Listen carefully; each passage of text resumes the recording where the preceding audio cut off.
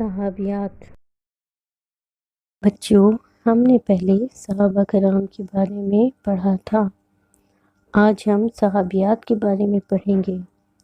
آپ کو یاد ہے کہ میں نے آپ کو کیا بتایا تھا کہ صحابہ کرام کون ہوتے ہیں؟ اچھا، علی بیٹا آپ مجھے بتائیں کہ صحابہ کون ہوتے ہیں؟ جی امی، صحابہ جو ہیں حضور صلی اللہ علیہ وسلم کے دوست اور ساتھی تھے۔ شاباش میرے بیٹے۔ اچھا بیٹا آپ مجھے یہ بتائیں کہ حضور صلی اللہ علیہ وسلم کے کون سے قریبی کسی بھی ایک صحابی کا نام مجھے بتا دیں۔ جی امی جان، حضرت ابوبکر صدیق رضی اللہ عنہ حضور صلی اللہ علیہ وسلم کے سب سے زیادہ قریب تھے۔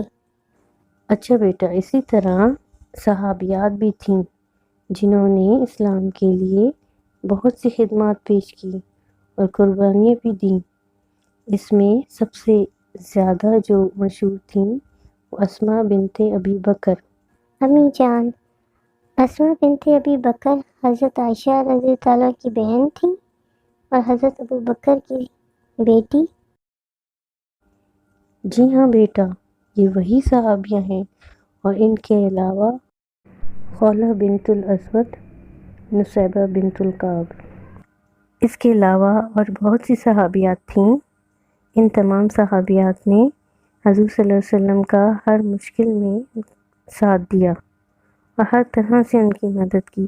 اسلام کی بہت خدمت کی انہوں نے، اور یہ حضور صلی اللہ علیہ وسلم اور اسلام سے بہت محبت کرتی تھیں، ہر وقت اپنی خدمات پیش کرنے کے لیے تیار رہتی تھیں۔